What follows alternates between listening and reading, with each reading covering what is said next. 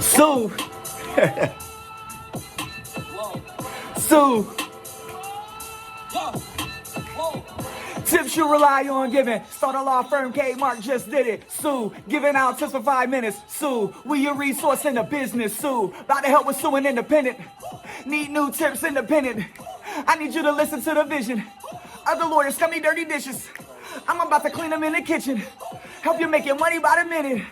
We about to do it way different. Tips you rely on giving. Tips you rely on giving. Tips you rely on giving. Tips you rely on giving. Tips you rely on. I am not a Mayan legal menace. Wow, you can let me stop. Thank you so much for joining us today. I am Markwell Cade with Cade Mark Law, your favorite neighborhood lawyers, back with another resource for you. I have a lot of clients starting businesses this summer, and one thing that's been prevalent is almost all of my new business owners these days have a website accompanying their business. So today's resource, 3 legal notices you need posted on your website if you're running a business.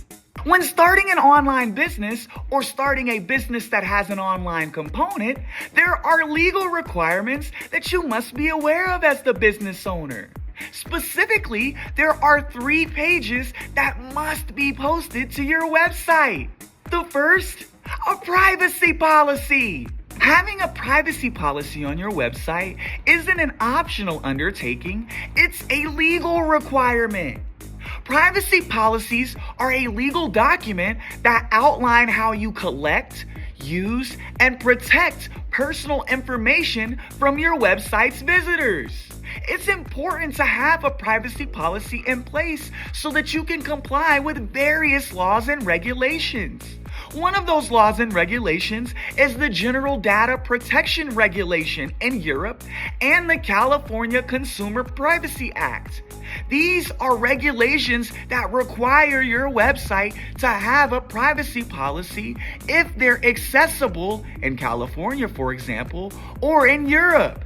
And given it's the World Wide Web, it's likely that your website will be accessed from these places, and you'll want to make sure that you're complying with the laws in those places.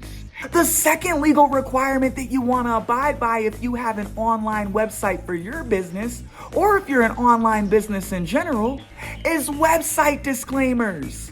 Website disclaimers are statements that limit your liability for the information and services provided on your website. They also limit your liability for any content that you may publish. For example, if you offer herbal remedies, you might want a medical disclaimer on your website that states that the information on your website is not intended to be a substitute for medical advice or a substitute for professional medical treatment. Having disclaimers will protect you in the long run, so you want to have them on your website. The third legal requirement you want to make sure you're abiding by for your online business or website is a terms and conditions.